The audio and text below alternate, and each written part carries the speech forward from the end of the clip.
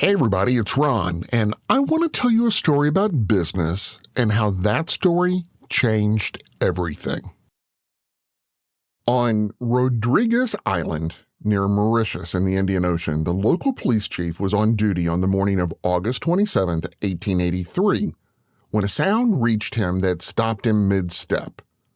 Deep, rolling, distant, like heavy artillery firing somewhere far out over open water. He logged it carefully in his report, the way a trained officer would, guessing it was a ship in distress or perhaps a naval exercise underway somewhere beyond the horizon. He had no reason to think otherwise. Nothing in his experience gave him any other explanation to reach for, and the sound had traveled 3,000 miles to reach his ears. At almost the same moment, in Batavia in the Dutch East Indies, a technician at a gasworks facility was watching a pressure gauge when its needle suddenly slammed hard enough to fly clean off the scale. Windows cracked in their frames. Walls shuddered around him. He had no instrument capable of explaining what just happened, only the evidence in front of him that something, somewhere, had struck the very air itself with tremendous force. Farther still, in London, England, a barograph sat quietly reading atmospheric pressure the way it did every single day, its pen tracing a thin, steady line onto rolled paper. That morning, the pen jumped. Then it jumped again, and again, in a pattern nobody watching that machine yet understood, since who could possibly connect an unusual squiggle on a pressure chart in London to anything happening on the other side of the planet? None of these people knew each other. None of them yet knew what had actually happened, or that they had just experienced fragments of the same event.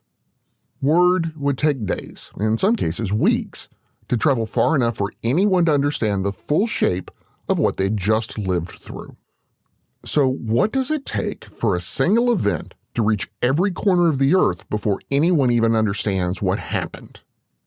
What happens to a business, a government, an entire economy when the thing that hits it can't be predicted, negotiated with, or stopped? And how did 2 days, beginning on August 26, 1883, on a small island most of the world had never heard of, end up rattling windows in Batavia, pressure gauges in London, and police reports on an island 3,000 miles away?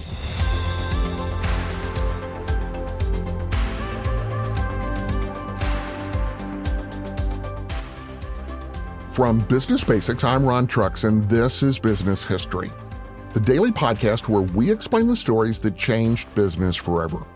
Every date on the calendar has a story where business reshaped the world. Today, August 26th, that story takes us to 1883. The sound heard around the world, literally. For 2.5 centuries, ships had been threading the Sunda Strait in Indonesia exactly the way sailors were threading it in the summer of 1883, cutting between Java and Sumatra on a shortcut Dutch traders had relied on since the 1600s to move spices towards Europe faster than the longer route around. Along both coastlines of that strait, entire towns had popped up around that traffic. Coffee, paper, sugar, and more were moving through the strait on ships bound for markets an ocean away. In the middle of all that commerce sat a small, uninhabited island the locals called Krakatoa, quiet enough that nobody paid it much attention at all. That changed in May of that year, 1883. Smoke started rising from the island of Krakatoa, then ash, then small tremors that rattled windows on both coasts. Sailors passing through reported columns of steam climbing miles into the sky.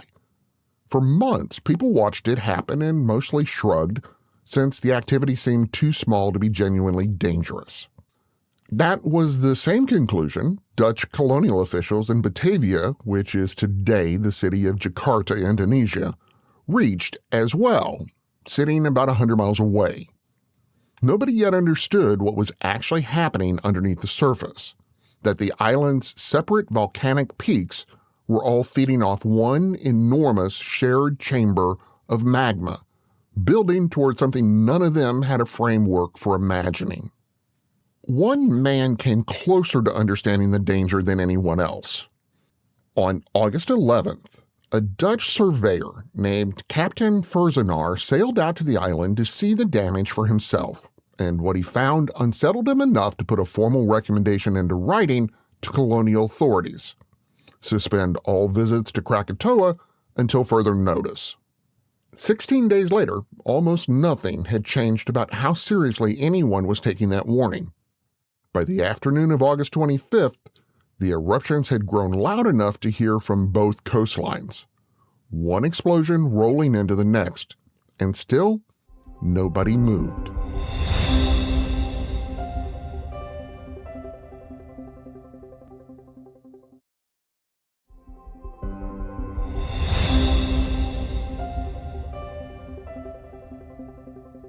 The morning of August 27th arrived like any other, until it didn't.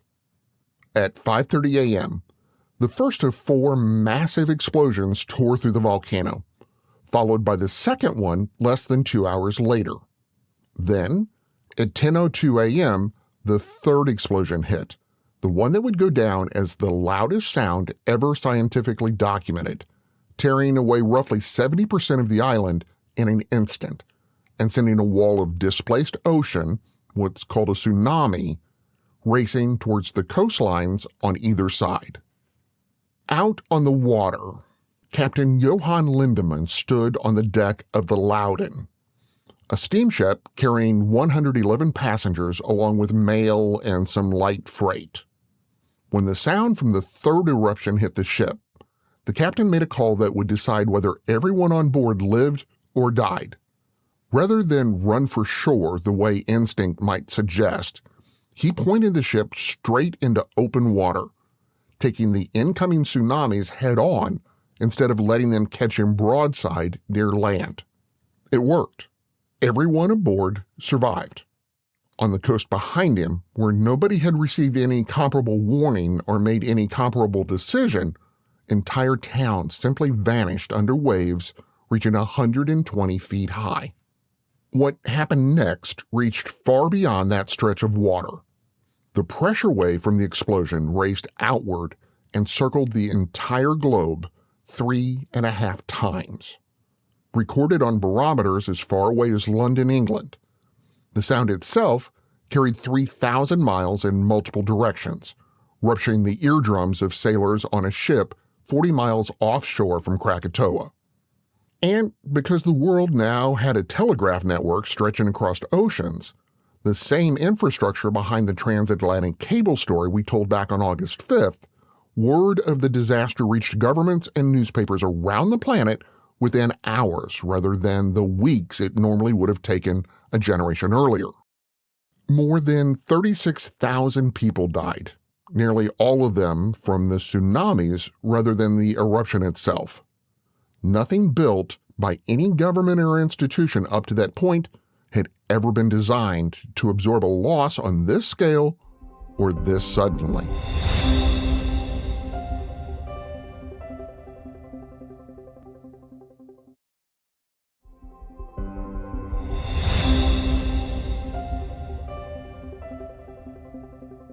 What got rebuilt quickly, and what didn't, told its own story. The Majeure lighthouse, destroyed along with everything else nearby, was back in operation by 1885, restored specifically because ships still needed safe passage through the Sunda Strait, and trade couldn't simply wait. No comparable effort went into protecting or warning the native coastal communities who absorbed nearly the entire death toll. The difference wasn't cruelty exactly, it was priority, made visible in exactly what got fixed first. The disaster didn't stay contained to Indonesia either.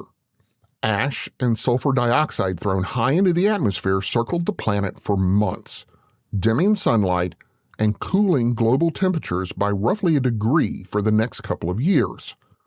That may not sound like much, but harvest failed across Europe and North America as weather patterns shifted in ways nobody there could explain at the time.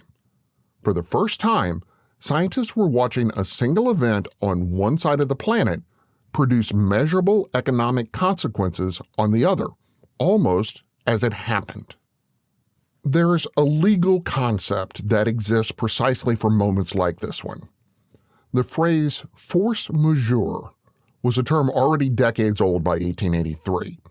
It describes exactly what nobody in this story could do anything about, an event so far beyond anyone's control that no contract, no business, no government could reasonably have prepared for its specifics in advance. As a result of an event on this scale, businesses may not be held liable. Contracts cannot be nullified. Oddly enough, Black's Law Dictionary dates the term force majeure's first entry into English legal usage to 1883 itself. Almost certainly pure coincidence rather than any real connection, but a strange little echo worth mentioning anyway. It's also worth remembering that force majeure doesn't need 36,000 deaths and a pressure wave circling the Earth to matter.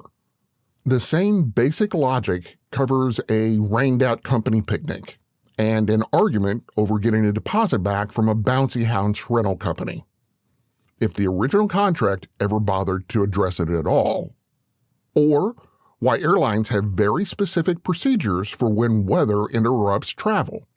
The scale changes completely. The underlying idea never does. The businesses and institutions that survive contact with the truly unpredictable are usually the ones that assumed going in that something like this would eventually show up and planned accordingly before it did.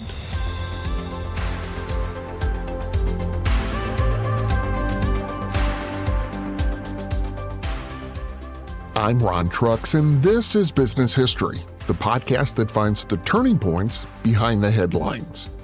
To hear more stories like this, follow us on Apple Podcasts, Spotify, YouTube, or wherever you listen.